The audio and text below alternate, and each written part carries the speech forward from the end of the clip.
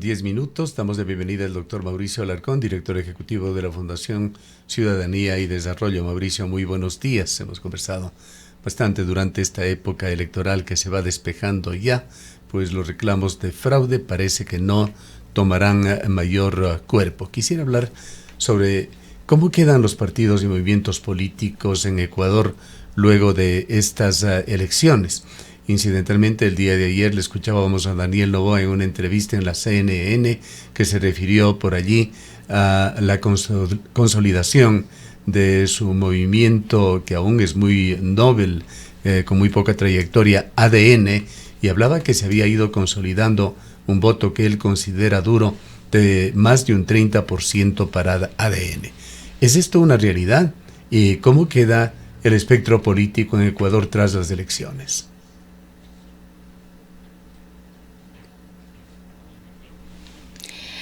Mauricio, al parecer está apagado su micrófono.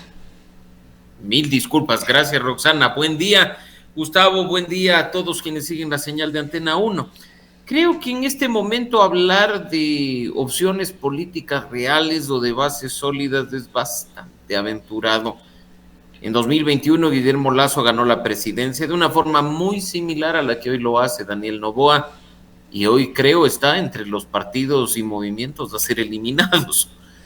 Yo creo que aquí hay que ser sensatos, tener claridad respecto a qué es una verdadera estructura política, a qué es una verdadera base de organización política y trabajar para que no solo haya una, sino que hayan varias, pero sobre todo fundadas en ideologías, en planes, en programas y en cuestiones que incluso para el electorado permitan hacer diferencias, ¿no? En este momento hablar de una base, de una estructura personalista podría resultar tan o más perjudicial que hablar del correísmo o que hablar de Creo con Guillermo Lasso. Así es que creo en este punto, y retomando tu idea inicial, Gustavo, que es urgente, sí, depurar el sistema de partidos y movimientos, pero empezar sobre todo un ejercicio responsable para hacer que este país y su democracia se sustenten en un verdadero sistema de organizaciones políticas. Ahora, Mauricio, quizás toda esta reforma en relación a los partidos políticos podría ser parte fundamental de esta propuesta que planteará el presidente de la República de ir hacia una nueva constituyente. ¿Debería ser parte de? Mira, yo no soy muy partidario de procesos constituyentes que en nuestro país han demostrado, sobre pretexto de una refundación de la patria, ser una sastrería para hacer un traje a la medida del gobernante de turno. Lo hemos visto en los últimos procesos que el país ha enfrentado y esto no nos lleva a nada. Ecuador tiene récord además de número de constituciones, peleamos el primer lugar con Bolivia y no hay razón para sentirnos orgullosos de aquello. Deberíamos en este momento sí identificar los nudos críticos de una constitución que 16 años después ha demostrado en varios puntos ser inútil, corregirlos y seguir adelante, pero no utilizar algo tan importante como un proceso constituyente como la forma de legitimar un triunfo electoral para precisamente ver si es que se tiene o no se tiene una base, que es lo que decía Gustavo al inicio, Roxana. Así es que estos temas hay que tratarlos con responsabilidad de país, no con ambición de sujeto político. Mucho en estos días se ha hablado sobre el futuro de la Revolución Ciudadana, pero quisiera preguntarte, Mauricio, ¿qué ha pasado y cuál es la situación actual de partidos que fueron protagonistas en las últimas décadas en Ecuador? El Partido Social Cristiano, Izquierda Democrática, Pachacútica, los partidos de la izquierda, el movimiento de Guillermo Lasso, etcétera, etcétera. ¿Cómo quedan tras este proceso electoral? Mira, quedan muy golpeados, Gustavo, porque quiere decir que el elector no está buscando algo distinto a una salida inmediata a los problemas puntuales. Y ahí radica esa conexión con el ámbito personal, que no está buscando más bien una apuesta a largo plazo porque se da cuenta que los partidos y los movimientos no lo son, que no está tratando de encontrar sintonía entre sus ideas y las de la organización política, porque estas últimas no las tienen. Podríamos en este momento empezar la lista de organizaciones políticas que ya no solo recibirán tarjeta amarilla, sino tarjeta roja del Consejo Nacional Electoral y desaparecerán. Ojalá lo hagan para dar paso a verdaderos partidos y movimientos, para que no se nos diga, uy, nosotros somos humanistas de centroizquierda, cuando los actos una vez en el poder demuestran todo lo contrario. Tenemos que generar cultura política en Ecuador, además, para que la ciudadanía sepa cómo poner en su lugar a cada una de estas aventuras que cada cierto tiempo se generan girando en torno a una figura. Mira, tú has mencionado algunos otros, habrá que ver qué pasa con Suma, que se presentaba como una organización de centroderecha que buscaba hacer la alternativa. Habrá que ver qué pasa con Democracia Sí, el movimiento de Gustavo Larrea, que hace un par de años hasta se dio el lujo de tener representación en la Asamblea y hoy está muerto, en definitiva. ¿Qué pasa con Centro Democrático? Obtuvo el último puesto, Democracia Sí, en la primera vuelta. Y te das cuenta, ¿qué pasa con Centro Democrático? ¿Qué pasa con Unidad Popular? Que siendo la versión nueva y refundada del tradicional movimiento popular democrático, obtiene un resultado terrible y una advertencia del CNE de que si no hacen bien las cosas tendrán que irse. Lo mismo ocurre con Sociedad Patriótica, con el Partido Social Cristiano, con Avanza, que no nos olvidemos, también fue cuestionado por crearse con recursos públicos de los ecuatorianos en manos de Ramiro González cuando estuvo al frente del IES, o la Izquierda Democrática. Así es que la lista, Gustavo, Roxana y amigos, es interminable. ¿Por qué? Porque se crean organizaciones políticas en torno a personas, no en torno a principios, y se las lanza simplemente como aventuras electorales a costa de nuestro bolsillo para ver si es que, pues, con un golpe de suerte tienes un buen resultado. Ahora, Mauricio, ¿qué veremos el 14 de mayo en la Asamblea Nacional, que se instala para elegir a sus nuevas autoridades en este contexto de la política ecuatoriana, a propósito de lo que vimos el pasado 13 de abril y en el último proceso electoral en general, y con todo lo que tú mismo nos estás comentando en este momento? Le hemos escuchado a Nathalie Farinango de Acción Democrática Nacional aseverando que ya tienen más de 70 votos en la Asamblea. Estamos viendo el desgranaje de la Revolución Ciudadana. Una de ellas ya lo hizo incluso público, una de sus asambleístas electas por la provincia de Los Ríos, la asambleísta Salazar, quien ha decidido separarse de la Revolución Ciudadana. Tendrá efectivamente mayoría el presidente de la República, Daniel Noboa, en la Asamblea Nacional. ¿Cómo ves tú estas negociaciones para la elección de las autoridades de la nueva asamblea, la integración del CAL, la integración de las comisiones? Roxana, nosotros debemos ser quizá uno de los pocos países que a través de sus instituciones una y otra vez hace lo mismo y espera resultados distintos. En buena hora, pues, que el gobierno diga que tiene 70, 71 o que está próximo a lograr la mayoría en la asamblea, y ahora yo me pregunto, ¿sobre la base de qué? ¿De un acuerdo programático? ¿De líneas de acción conjuntas? ¿De negociaciones que conozcan los mandantes que pusieron a esos legisladores en la asamblea? ¿O de un reparto debajo de la mesa? ¿O de arrimarse al poder porque ya vimos que fue electo 4 años y si me quedo fuera de esto voy a perder mis cuotas en la provincia? Eso es asqueroso y eso se llama corrupción. Que acá no nos vengan a engañar a hablar de asambleístas independientes cuando no lo son. Los 4 que hoy dicen o se mencionan como independientes son asambleístas electos por movimientos locales que deben respetar a sus bases y a sus organizaciones políticas. ¿Cómo es eso de me declaro independiente? El transfugismo nos ha venido matando al interior de la Asamblea Nacional desde hace mucho tiempo, porque este tipo de personajes lo que termina siendo es un punto para cotizar al alza o a la baja un voto necesario para aprobación de una ley. Y hoy más que nunca, porque antes, con la asamblea incluso que hoy tenemos y la tendremos hasta el 13 de mayo, había más margen de negociación por la pluralidad de representación al interior del legislativo. Pero ¿qué va a pasar a partir del 14 de mayo? Cuando tenemos 2 grandes bloques monolíticos y por ahí unas pocas minorías.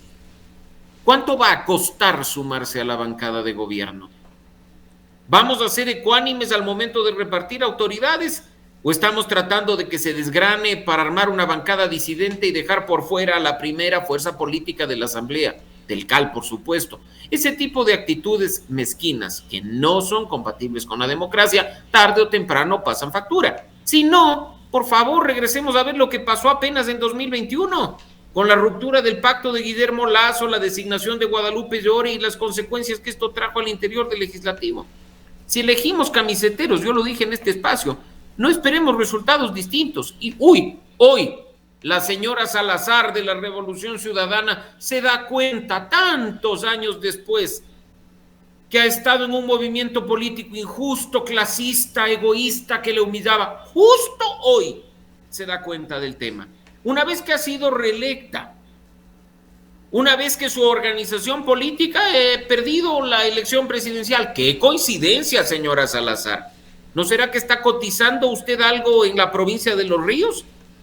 Rinda cuentas a sus mandantes, y esto va para la señora Salazar y para tantos otros que hoy están simplemente tratando de arrimarse al poder para pescar a río revuelto. Las curules corresponden a las organizaciones políticas. Los ecuatorianos no votamos por nombres, votamos por partidos y movimientos, y ojalá, aunque obviamente nos toque esperar unos meses más, termine discutiéndose y aprobándose esa reforma que Daniel Noboa vetó totalmente y que sancionaba el transfugismo. Hoy, claro, como él es uno de los principales beneficiarios, simplemente dejó las cosas ahí. Pero ojalá se sancione este tipo de cuestiones, porque ser camisetero no es ningún acto de orgullo. Si es que hay un problema de conciencia, puede hacer una objeción como manda la norma. Pero aquí lo que estamos viendo es simplemente actitudes personales que lo único que buscan es beneficios particulares. Pero al momento no hay norma. La asambleísta Salazar se separará y se pondrá al lado de quien quiera o mantendrá, cosa poco creíble, una posición independiente. ¿Cómo evitar que los legisladores abandonen los partidos con los que fueron electos? El transfugismo político, como lo has señalado tú. ¿Qué se tendría que hacer? ¿Habría que ir a cambios en el Código de la Democracia? Creo que ese sí es un cambio que tenemos que hacer en el Código de la Democracia, porque si lo dejamos en la Ley Orgánica de la Función Legislativa, va a pasar lo que acaba de pasar, Gustavo. El transfugismo tiene que ser sancionado. Las curules no pertenecen a las personas, las curules pertenecen a las organizaciones políticas. No voy a mencionar nombres, porque además una de las que podría mencionar corresponde a la provincia de La Suay.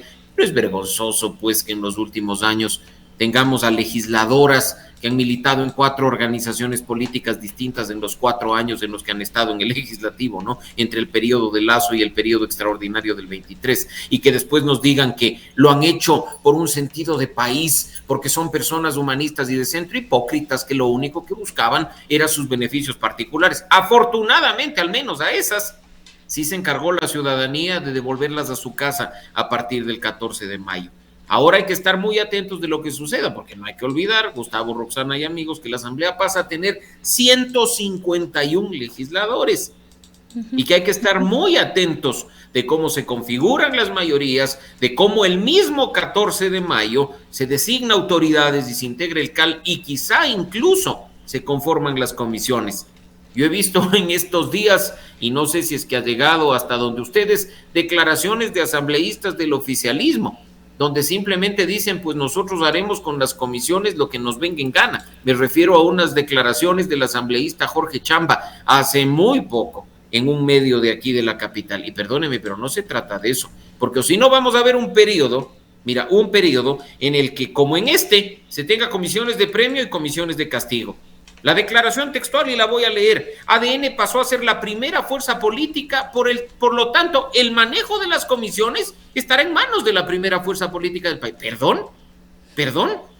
¿Y dónde queda la otra representación? Entonces, ustedes van a cooptar todos los espacios en comisiones importantes como Justicia y Estructura del Estado, como las 2 comisiones económicas, la comisión de GATS, y van a los perdedores a entregarles las comisiones de castigo, que además no lo son de castigo, pero así es como se califican a la interna de la Asamblea. Imagínate esas barbaridades. Ojalá prime un espíritu democrático al interior de la Asamblea, Gustavo, Roxana y amigos, y aunque no nos guste una organización política u otra, sepamos al menos integrar las comisiones en función de las capacidades y de la experiencia de quienes ocupan las curules. No vaya a ser que, como hemos visto en este periodo, metemos a personas con profesiones incompatibles con los temas de su comisión para que simplemente estén ahí sin ni siquiera aportar abriendo la boca.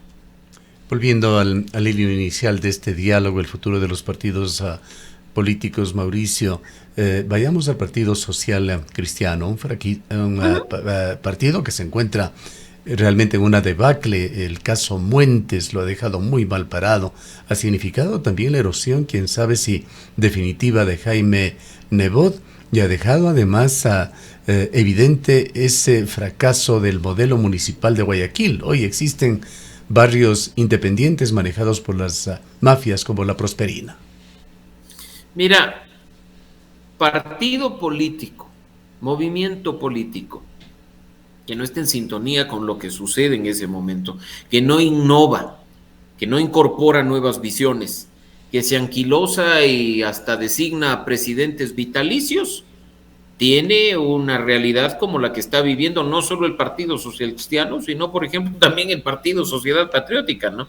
Mira que son tan lindas esas estructuras que en lugar de estar buscando renovar la dirigencia, que en lugar de estar buscando incorporar jóvenes activos o de tener verdaderas escuelas de formación política, pierden su tiempo designando presidentes vitalicios. Hasta que se muera, usted va a ser nuestro líder. La consecuencia es la que estamos viendo. La ciudadanía exige una política distinta. Y mira que el triunfo de Daniel Noboa no es la excepción, porque tú debes haber visto, al igual que la audiencia en redes sociales, que se dice que esto no es un cheque en blanco a Noboa, que no es una total confianza, ni que tiene que ver con lo que tú decías al inicio, que todos son novoístas y es un movimiento novoísta. Tiene que ver con que la gente está cansada de la política en la forma antigua en la que se la hacía, que están cansados de tener que ver a alguien compitiendo con una opción que ya demostró ser fallida para el país, y que claman a gritos una alternativa con la cual sentirse identificados para no tener que votar contra, sino para votar con gusto por algo que realmente valga la pena. Si es que eso no entienden los políticos, el fracaso está garantizado.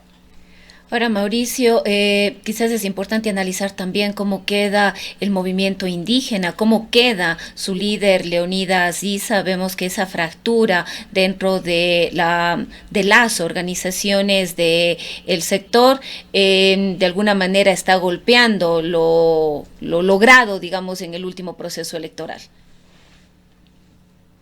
El movimiento indígena, Roxana, siempre ha sido fuerte. Y hay que decirlo, fuerte desde su unidad, fuerte desde su presencia y presión, incidencia para ciertas causas, fuerte para tener como hoy y a partir del 14 de mayo 9 legisladores al interior de la Asamblea Nacional. No obstante, no se trata, y se lo dijo y lo dije yo aquí con ustedes en una entrevista previa, de que es un movimiento de gente que solo recibe órdenes y actúa como dice la cabeza. Los votos no se endosan. Ya el movimiento indígena creo que tuvo un éxito al poner a Leonidas Issa en el tercer lugar de la elección presidencial con 5.6% de los votos. Tuvo éxito al ganar 9 curules al interior de la Asamblea, particularmente en provincias con presencia de población indígena, y pues hasta ahí todo bien. Pero la crisis de liderazgo también golpea a esta organización política. Mira que hay quienes, por supuesto, celebran y agradecen lo actuado por Leonidas Issa durante este último tiempo. Hay quienes condenan la forma en la que ha dirigido las organizaciones, cómo se designaron candidatos y tantas otras cosas. Así es que, de nuevo, así como el Partido Social Cristiano, Sociedad Patriótica o la Izquierda Democrática, el movimiento indígena también tiene que escuchar a sus bases. Ya incluso hay recambios generacionales, hay una población indígena joven, muy fuerte, que está haciendo presencia. Mira la edad de los legisladores de Pachacutic. Así es que ojalá ahí también, porque es necesaria su presencia en el sistema de partidos políticos, tengan la capacidad de autocrítica y la capacidad de abrirse lo suficiente para hacer las cosas de la mejor manera y representar a un grupo que necesita ser representado en las instancias políticas. Y estos votos de Pachacutic van a ser también determinantes en la Asamblea Nacional, en esta nueva Asamblea Nacional. Definitivamente sí, porque son la tercera fuerza política al interior del legislativo.